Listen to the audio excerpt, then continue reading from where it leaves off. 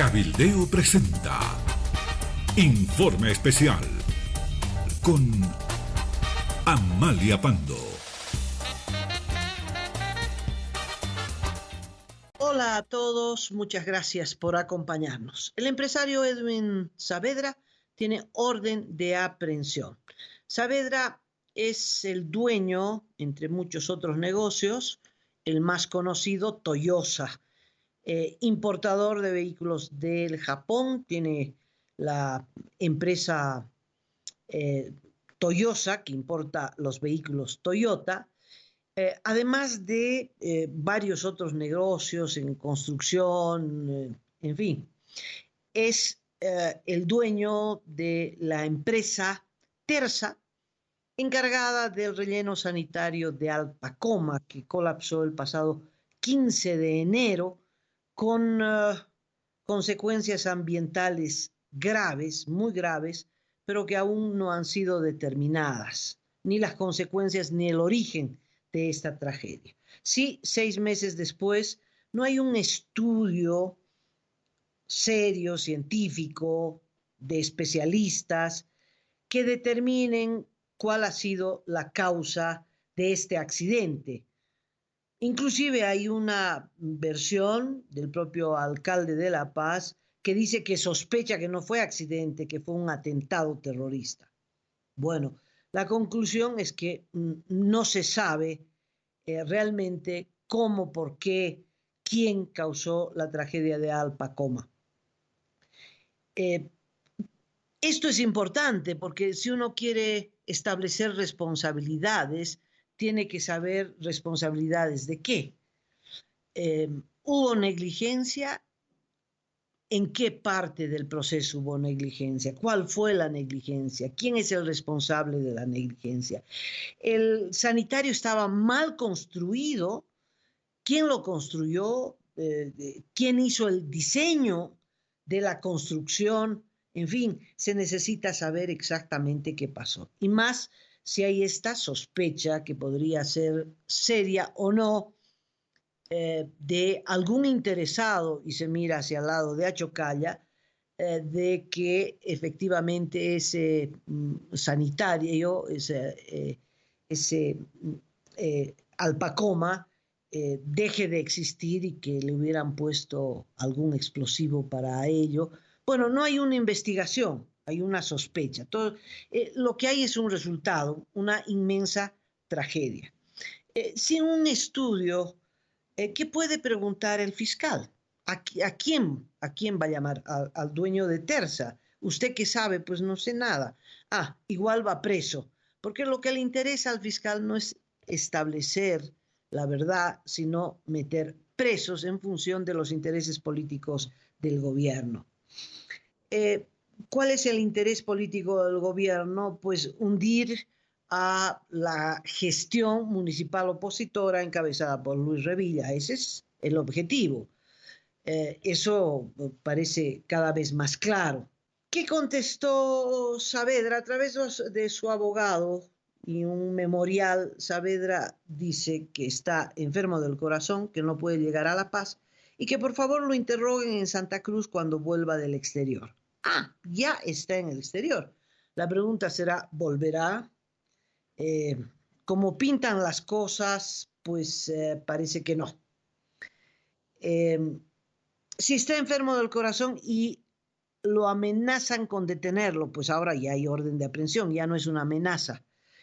Si es que no se presenta al juzgado de La Paz, ojo, podría pasarle a Saavedra lo que le pasó a José María Bakovic.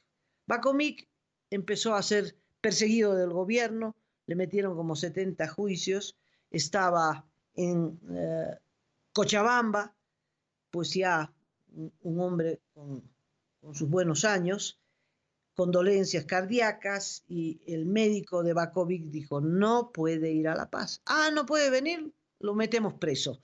Entonces Bakovic llegó a la ciudad del Alto y se murió.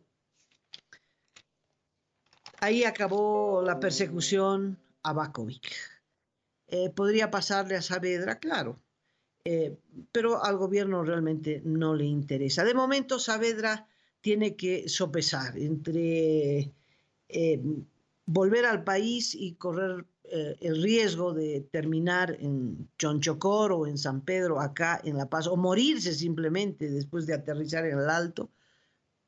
O la otra posibilidad, quedarse en el exterior, entiendo que en Miami, y ver cómo su negocio se termina, porque eso es lo que pasó con muchos de los empresarios que salieron al exterior. Pero ¿no era que Saavedra estaba de íntimo de Evo Morales? Pues la empresa de Saavedra fue la proveedora de todas las 4x4 que compró el gobierno, y el gobierno compró muchísimas Toyotas de Toyosa. Pero además, Saavedra fue el proveedor del carro blindado, del carro presidencial blindado de $1.000.000. Hace muy poquito, a consecuencia de la inestable y peligrosa situación política en Caracas, Venezuela, la embajada de España en esa capital decidió comprar un vehículo blindado para su personal diplomático, porque en Caracas las balas van, vienen, hay grupos de paramilitares, etcétera, etcétera. Entonces, el gabinete autorizó la compra de un blindado. Esto fue motivo de escándalo por el gasto que esto significaba. Y bueno, se gastaron 150.000 euros. No sé, podrían ser 170.000, digamos $200.000. ¿Qué distancia, por favor, con el $1.000.000 del carrito de Evo Morales? Es decir, con la plata que se gastó en Bolivia, España podía haber comprado 6 blindados para su cuerpo diplomático. Así de diferente es el precio, pero bueno, tratando de ser de Saavedra, no había mezquindad posible. El hijo de Saavedra, Eric, fue nombrado embajador en Japón. No duró mucho en el cargo, pero esto era, bueno, por lo menos sospechoso, porque el principal negocio de Saavedra precisamente es la importación de vehículos japoneses, y el hijo, embajador en el Japón. El otro hijo obtuvo varios contratos sin licitación de por medio, para ser proveedor de Bolivia TV, ¿no? Algunos buenos contratos, no tan grandes como los de los vehículos o blindados. En fin, había un fogoso romance entre Saavedra y el gobierno.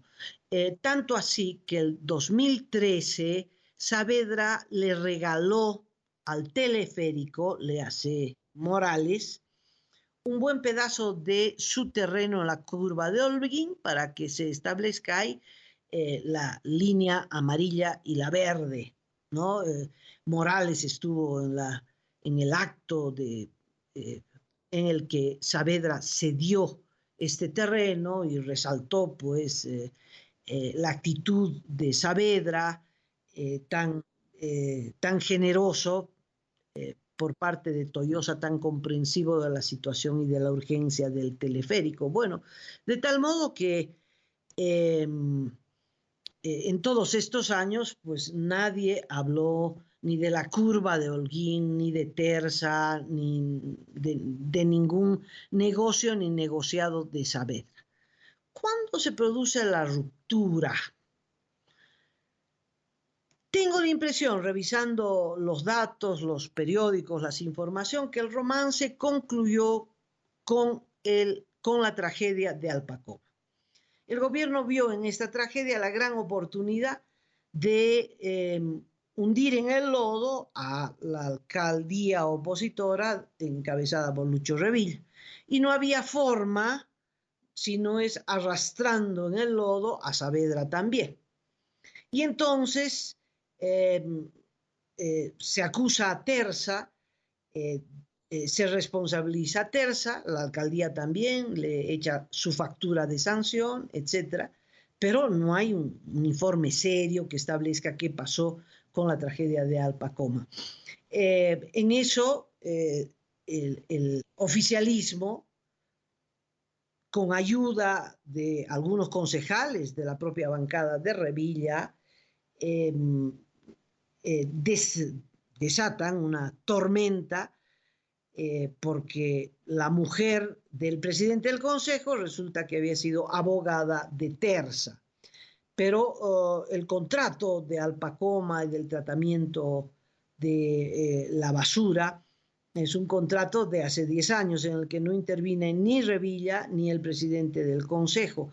Pero bueno, eso no importó. La cuestión es que ya había una acusación y ya se mete preso al presidente del Consejo, preso en su casa, pero preso igual. Y bueno, había que arrastrar a Saavedra a propósito de una intención de construir unos edificios en su terreno de la curva de Holguín. Se sospecha que esos terrenos fueron mal habidos, se sospecha que la carta de intenciones con el alcalde Revilla es una carta turbia, porque significa un cambio en el uso de suelo, lo que es obvio porque la Paz está llena de edificios y cada edificio para ser construido ha tenido que tener una resolución para el cambio de suelo, porque antes las casas eran de 2 pisos, de 4 pisos, no de 20 ni de 30 pisos. Pero bueno, ahí está el escándalo y ahí está el fin de la relación de Saavedra con el gobierno, que lo deja caer, ¿no? Sálvese quien pueda. El gobierno se salvó, ya obtuvo el terreno de la curva de Holguín, el gobierno ya le dio bastante pita a Saavedra y entonces, bueno, ahora que está metido en este lío, pues hay que hasta meterlo preso porque así el gobierno muestra qué tal, que está luchando contra la corrupción. No, la corrupción en ojos ajenos, esa sí es corrupción. La corrupción de los propios, esa no es corrupción, esa es una infamia de la oposición. Bueno, Saavedra se va a sumar al grupo de los empresarios que han caído en desgracia. Y hay algunos en la lista. Branko Marinkovic creo que fue el primero de esta lista, se metió en la revuelta del 2008, iba a ser acusado de terrorismo, en realidad se montó el caso terrorismo para llevarse a Branko Marinkovic preso, se fue del país y se libró, y el gobierno fue bastante condescendiente con su negocio. La fábrica de aceite Rico, una empresa del padre de Branko Marinkovic, que data de los años 60, no ha sido tocada, no ha sido afectada. Samuel Doria Medina, pues tuvo que salir de Soboce, era el hombre del cemento en el país, una fábrica también heredada del padre. Doria Medina, opositor, varias veces candidato a la presidencia. Bueno, ¿para qué? Tuvo que venderla a un grupo de peruanos y sus acciones en Fabose le fueron expropiadas. Ese tratamiento no le dieron a las transnacionales extranjeras, pero a Doria Medina sí. Le sacaron 30% de sus acciones, no sé, creo que son 20 millones de dólares, algo así. Marcos Iberclay, el industrial textilero más importante del país, con la empresa Ametex, una enorme empresa con 5 unidades productivas, en fin, cayó en desgracia cuando el gobierno se peleó con los gringos y Bolivia perdió las preferencias arancelarias para la exportación a los Estados Unidos, el mercado preferente de Ametex. Lo cierto es que Ametex no perdió ese su gran mercado y el gobierno pues decidió expropiarla también de modo revolucionario, sin pagarle un solo centavo. Ahora los cocaleros del gobierno, los que están en contra de Adepcoca, quieren convertir esta gran instalación industrial que está en Villa Fátima en el mercado paralelo de la coca. Humberto Roca Leigue, ¿se acuerdan de él? Pues está también en los Estados Unidos. Empezó con un pleito de impuestos de Aerosur. Leigue encabezaba Aerosur ante el fracaso del yodo aéreo boliviano. Aerosur decoló como una gran empresa. El gobierno empezó con el tema de los impuestos y Humberto Roca tuvo la imprudencia de lanzar una crítica al gobierno. ¿Ya para qué? A partir de ahí, este tema que era de impuestos, es decir, que hay que discutir papel con papel, hay que hacer un proceso judicial, en fin, orden de aprehensión. Humberto Roca se fue. Después hubo este incidente, ¿se acuerda que el jefe policial del gobierno de lucha contra la corrupción, si es para matarse de risa, lo visitaba a Humberto Roca para extorsionarle, para sacarle plata, hasta que Roca lo denunció a la policía en Miami y el jefe de lucha anticorrupción de Bolivia fue detenido en pleno acto de corrupción. Terrible, terrible, terrible.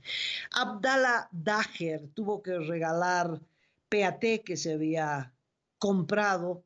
Este canal de televisión lo tuvo que ceder a personas, pues, no sé, casi anónimos, que son agentes del gobierno. Tuvo que regalarle al gobierno PAT para salvar su propio pellejo, pero sobre todo el pellejo de su hijo. Y ahora Edwin Saavedra, que, bueno, está ahí en el borde del precipicio. Lo toman preso o no lo toman preso, cómo irán sus negocios, si van a afectar los negocios también. Bueno, ahí está en la lista negra. A nadie le deseo entrar en la lista negra del gobierno. Bien distinto de la lista azul, está claro. En la víspera me refería a esa lista azul de los acunados por el gobierno, de gente que se convierte en empresarios y en supermillonarios empresarios, haciendo los negocios del gobierno, no negocios con el gobierno, sino negocios del gobierno. Juan Valdivia, Carlos Gil, etcétera, etcétera, etcétera. Bueno, hay otros empresarios que también tienen la condescendencia del gobierno. Es que el narcotráfico también es una empresa empresarial, una gran transnacional. Y Pedro Montenegro Paz, pues ha sido un gran empresario. Su jefe, porque dicen que el colombiano Enrique Villanueva Quinteros era su jefe, junto con su mujer, una ecuatoriana. Ambos trabajaban para el cartel de Calabria, la mafia calabresa en Italia, que tiene el control del negocio de la cocaína en Europa. El negocio era Santa Cruz, embarque en el puerto de Santos, San Paulo, y de San Paulo al puerto de Ambares en Bélgica, la puerta de entrada de la droga, pero no exclusivamente, no el único puerto, también varios puertos españoles y otros han sido utilizados por este cartel para introducir la cocaína en Europa. Han amasado millones de dólares. Bueno, resulta que el colombiano ya se había ido del país hace 3 meses, ¿no? Cuando se empezó a remover el avispero, el colombiano y su mujer, que figuraba como la dueña de todos los aserraderos en los que aprensaban madera y cocaína, ella figuraba como la dueña. Bueno, se hicieron pepas, se fueron del país, nadie los detuvo, nadie los detuvo. Ahora salen algunos informes que la policía ya los estaba investigando. Bueno, ¿por qué no los detuvieron? A otros detienen sin investigación, sin sospecha, ¿no? Los detienen. A estos no los detuvieron. Se fueron. y no volverán, por supuesto, porque ahora el caso se ha puesto en el ojo de la tormenta y para qué volver. Y Pedro Montenegro Paz, que es el segundo hombre, estamos hablando del envío de toneladas de droga, no solo de kilitos. En este último embarque en Amberes los han encontrado con más de 600 kilos, media tonelada de cocaína. Y a Pedrito lo encontraron en San Paulo con más de una tonelada. O sea, estamos hablando de que son los mayoristas, son los capo de capo en nuestro país. Bueno, a Pedrito le van a dar pues 6 años de prisión. Es que uno no puede creer, ¿no? Hay una actitud abierta de encubrimiento, de protección, porque este señor ya tenía sentencia de extradición al Brasil, donde le esperan pues entre 30 a 40 años de cárcel, además en una cárcel brasileña, ¿no? No es cualquier cosa. Y entonces lo están protegiendo para no mandarlo al Brasil. Fíjese que el gobierno no tuvo ningún problema cuando en enero de este año agarró a un italiano, Cesare Battisti, ¿se acuerda? Lo agarraron del pescuezo y lo entregaron a la policía italiana que se lo llevó a Italia a ser procesado por terrorismo. Pero ningún problema, ni orden judicial, ni proceso ante la Suprema, ni solicitud de Italia, absolutamente nada. Es decir, cuando el gobierno quiere, quiere, y cuando no quiere, no quiere. Es el caso de Pedro Montenegro Paz. No quiere. Ya tiene sentencia, el 2015 tiene sentencia para que lo manden al Brasil. Un juez no hizo caso a la sentencia, lo liberó, ordenó que borren todos sus antecedentes del Interpol, pero la sentencia existe, ¿no? ¿Qué quiere el gobierno? Que Brasil empiece otro proceso, un nuevo proceso, en vez de restituir la sentencia del 2005, que es lo que corresponde, no, que Brasil empiece otra vez el proceso. ¿Por qué? Porque está esperando que obtenga una sentencia de 6 añitos. ¿Sabe por qué delito? Por el uso de un carnet de identidad falsificado, ¿no? Y entonces no lo están procesando por narcotráfico, subrayo otra vez, sino por el uso de un carnet de identidad que tiene un nombre que no es el de él. Por eso lo están procesando. Él ha pedido un proceso abreviado, por supuesto, para que lo declaren culpable, es parte del arreglo. Si lo declaran culpable, el gobierno dirá, no lo podemos extraditar. Qué pena, señores del Brasil, no se lo podemos mandar porque aquí hay una sentencia y primero tiene que cumplir su sentencia en Bolivia. Y entonces le dan la garantía de estar en Bolivia, de no ser extraditado al Brasil. No 6 años, en 3 años, buena conducta, lo pondrán libre y se escapará, en fin, ¿qué pasará en esos 6 años? Pero que no va a ir al Brasil, no va a ir al Brasil. Y eso es protección. Eso es protección. Porque este señor, como narco que es, tenía que haber sido entregado primero al Brasil para que reciba una sentencia de esas duras por encima de 20 años. Aquí con 6 años. Es que a los narcos acá los tratan muy bien. A Oscar Nina, que fue comandante de la policía y solo por eso debería recibir una sentencia máxima, durísima, porque ha usado el cargo nada más ni nada menos de comandante de la policía para enriquecimiento ilícito y para proteger al narcotráfico. Le han dado 7 años. Entonces, es prácticamente una broma. Ser narco en Bolivia es un regalo, es un regalo. En ningún otro país nadie podría recibir estas sentencias bajas. Pero si usted no es allegado al gobierno, si usted lo pescan al margen de estos grandes carteles, es posible que le den 10 años. Sí, seguro, posiblemente. También a las allegadas, a las que... a la que fue fiscal del gobierno, a la que mandaba droga al Paraguay, bueno, tampoco los están procesando por narcotráfico, los están procesando por enriquecimiento ilícito, que fue el mismo cargo por el que lo procesaron a Oscar Nina, y entonces por enriquecimiento ilícito, 7 años. A los detenidos en el Beni, pues esta familia Castedo, seguramente la sentencia, si es que llega a la sentencia, será mucho menor. Bueno, ese es el tratamiento que hace el gobierno de los empresarios, el uso, el beneficio que obtiene de esta relación empresarial y las distintas clases de tratamiento que hay en el país. Muchas gracias por haberme acompañado en este informe y con otro estaré con ustedes mañana aquí en Cabildeo. Cabildeo presentó Informe Especial con Amalia Pando.